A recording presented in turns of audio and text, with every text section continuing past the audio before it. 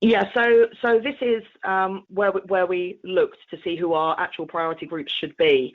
So as you can see on this slide, it gives us an idea of the family breakdown, who have got school-age children, who have got children under 5. That's been a really important one to us because we've been able to make sure that those families are aware that they're entitled to Healthy Start vouchers. It shows us where the lone parents are, who again are more likely to be impacted by welfare reform. And the one that we decided to concentrate on firstly was the number of pensioners that are living alone, partly from the isolation point of view and partly so that we can check that they are claiming kind of pension credit and attendance allowance and everything that they're actually entitled to. Once we've identified a particular cohort, depending what interventions we want to do, it can then be quite useful for us to go down to street level. So, for example, one of the things that we're looking at, as I mentioned before, is something that's going to be of real interest to us is people that are out of employment, particularly those who've left recently and might be slightly easier to get back into employment because they do have recent experience. We do offer a lot of different training courses and we work with a lot of different employers. And one of the things that's going to be really useful to us is to be able to identify those unemployed cohorts so that at a street level, we'll be able to do particular letter drops or leaflet drops or, particular advertising where we see that there are cohorts of people who are particularly in need of those kind of employment services to make sure that people in those areas are aware of them. And it also means that when we can get back to a world where we can do things with people rather than completely remotely, that we can look for things like community centres within those areas so that we can run digital courses or CV courses or that kind of thing from the local area so that people don't have to come out very far, which obviously can be quite a barrier to some people. Our employment office, although the borough is not huge, people in the borough are particularly wedded to the areas that they live in. So our employment office is in Poplar, and getting someone to come from Stepney Green, which is 2.5 miles away, to Poplar, can in itself be quite a challenge.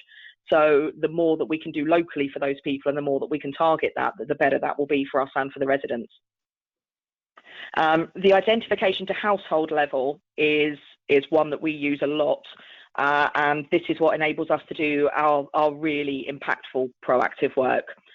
So what we're using this for at the moment is we're identifying households who the dashboard tell us are struggling or who are in crisis, who we believe might be eligible for a discretionary housing payment.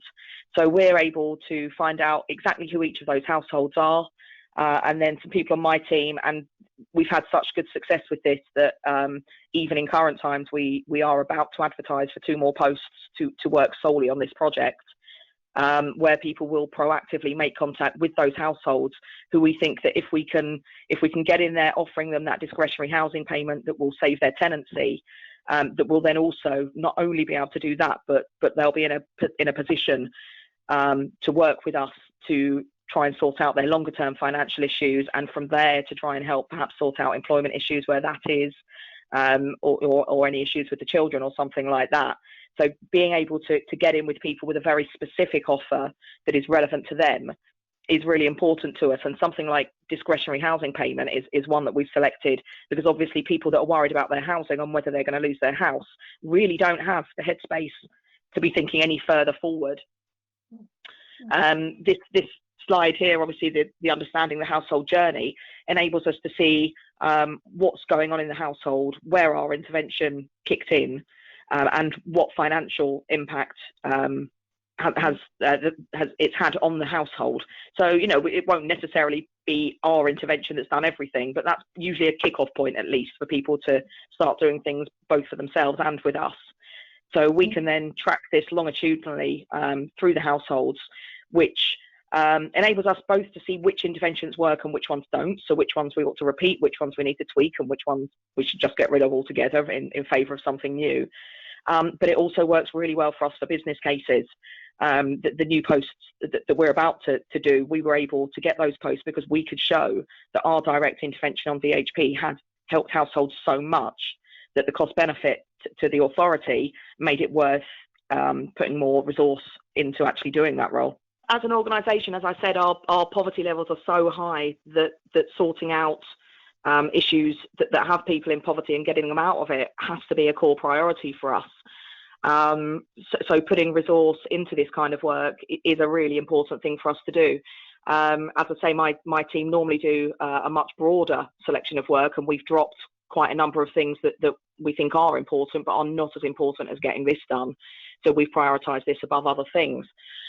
We have also started, through the calculator, we've started training members of other teams. So if they're seeing clients, they can at least do some initial work with them before perhaps passing them on to us if they need anything more in depth. What we find as well is that, of course, purely, this has really, really good impacts from the resident, but, let's not beat about the bush. For all of our organisations at the moment, there is going to be a real financial issue.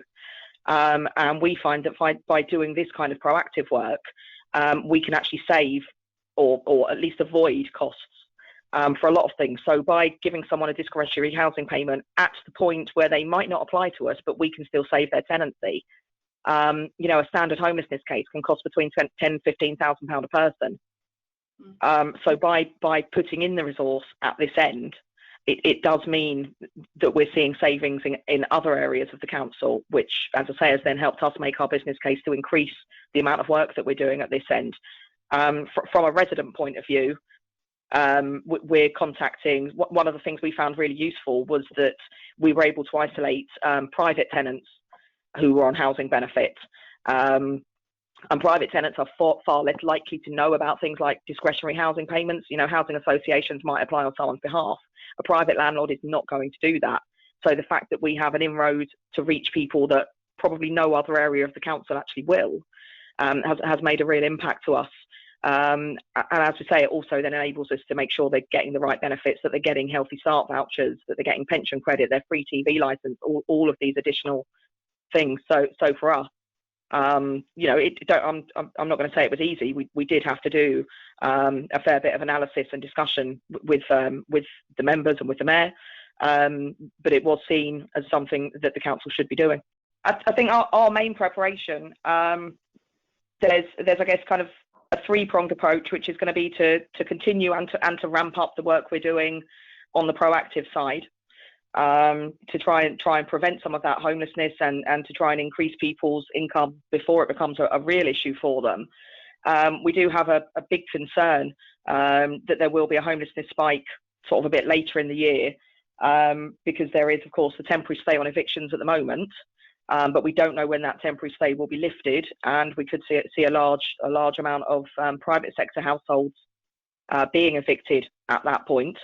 So the more work we can do with them, the better. And again, we've written out to them, and we're starting to do the work in terms of calling them. Our employment team have started to look at how they're going to work for the future. They've started to put more stuff online.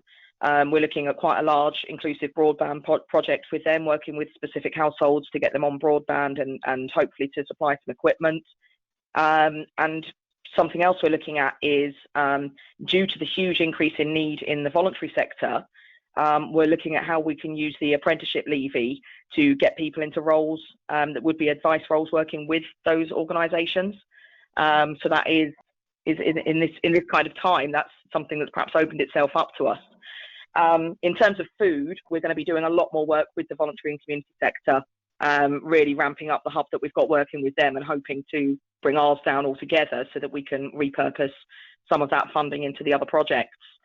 But really for us, it's going to be a case of, at the moment, obviously we get the quarterly reports from policy and practice. We're just getting all of the data agreements signed up so that we can go to the automation for the monthly reports, and we think that having that monthly reporting is going to help us a lot more in keeping an eye on what's going on in people's households, and enable us to respond much more quickly where there is a need, rather than waiting, kind of, if at the moment, if someone, for example, fell out of work in January, and we were relying on data, we might not find out until kind of the middle of April. Whereas on a monthly review, it will enable us to see all of that information a lot more quickly, and therefore to start working to support that household a lot more quickly. This is something, as I say, that we do use a lot. to see how our intervention has helped people, both from the point of view of the individual and to help us work out what we're doing works well, and what's missing, and what isn't working well for us, and that we should look to change.